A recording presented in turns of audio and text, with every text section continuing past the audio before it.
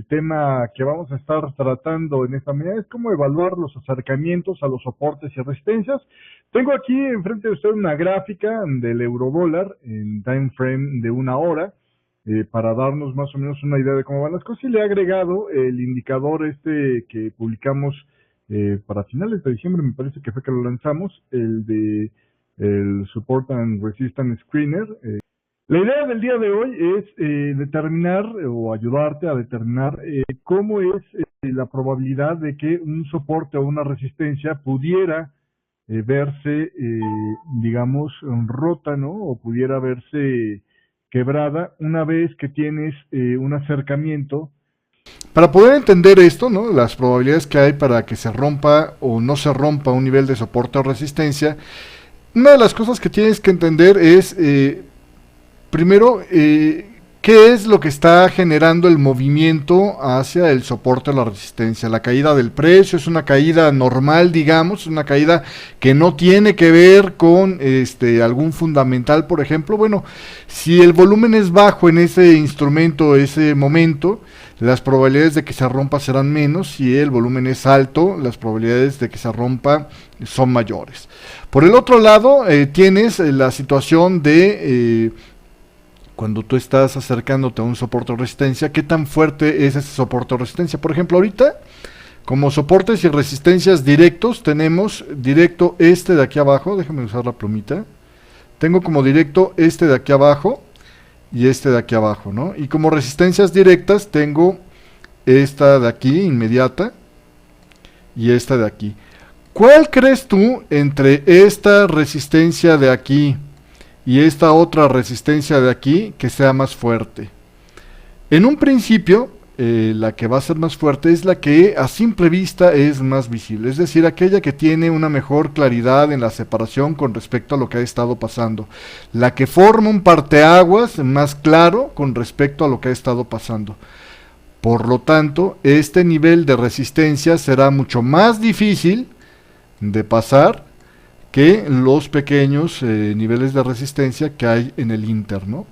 Adicionalmente, cuando estás en una tendencia alcista, mientras el retroceso no se vuelva demasiado amplio, los soportes que se vayan formando de cara a ese retroceso tenderán a ser, digamos, como niveles más probables para que haya un rebote hacia el alza, mientras que las resistencias, mientras la tendencia siga siendo fuerte, serán los objetivos a vencer. Es decir, el mercado va a estar más interesado en tratar de romper las resistencias que los soportes, a menos que cambien las condiciones del mercado. Por ejemplo, ¿qué podría cambiar las condiciones del mercado?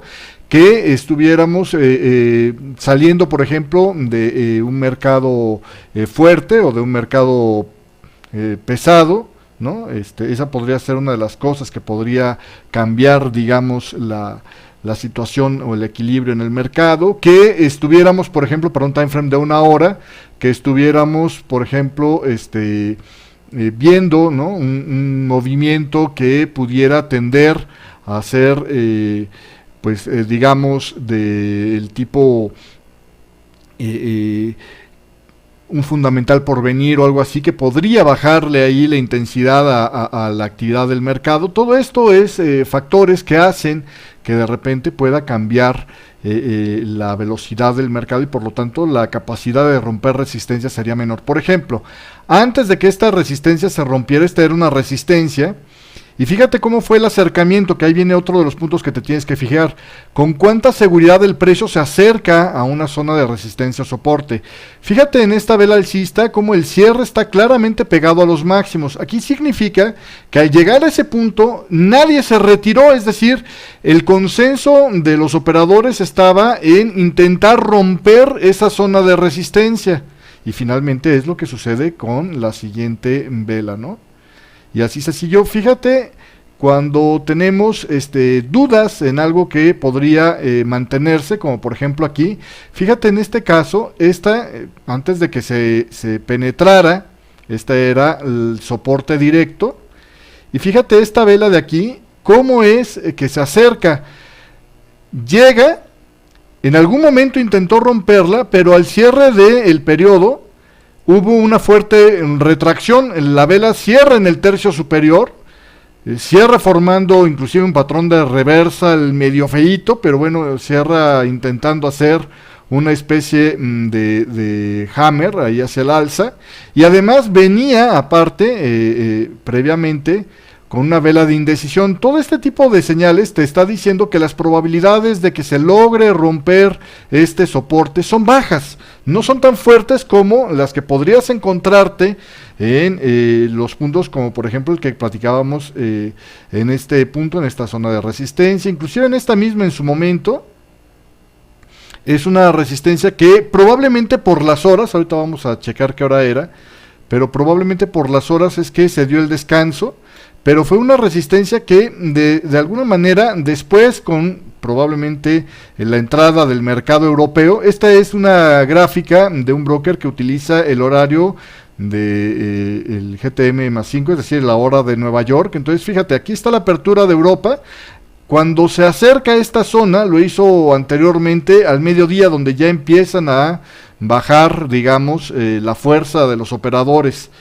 Después de eso, hace un pullback, que es lo que dura, digamos, toda la sesión australiana y asiática, que es una sesión, digamos, de menos fuerza, una sesión de menos presión. Y después de ahí viene el rompimiento de la zona de resistencia, clarísima, ¿no?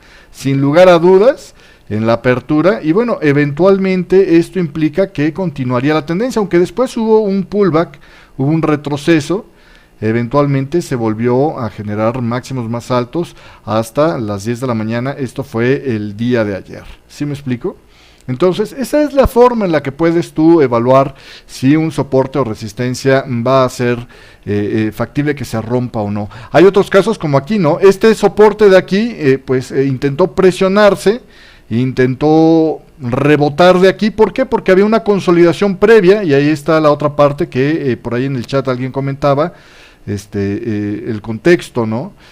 Aquí era una consolidación que se había estado viviendo, que venía desde un poco más atrás, si no me equivoco, y de alguna manera, cuando el precio volvió a acercarse a esta zona, bueno, pues hubo una reacción por una buena parte de los operadores de intentar hacer el rebote. Fracasa ese rebote. En cuanto vuelves a ver que el precio vuelve a intentar romper hacia la baja, en fin, finalmente logra presionar con más fuerza hacia la baja, y por lo tanto vuelve a haber la caída precisamente en ese sentido, ¿no? Entonces ahí tienes tú algunas pistas que te ayudan a determinar con qué seriedad el precio está intentando romper o no un soporte o resistencia, para que te sirvan más estas líneas que normalmente trazamos y puedas determinar mejor qué es lo que va a pasar. Por ejemplo, en este caso, ¿no? Fuerte el rompimiento hacia la baja, no había dudas cuando se llegó a esa zona. Vamos a ver qué había.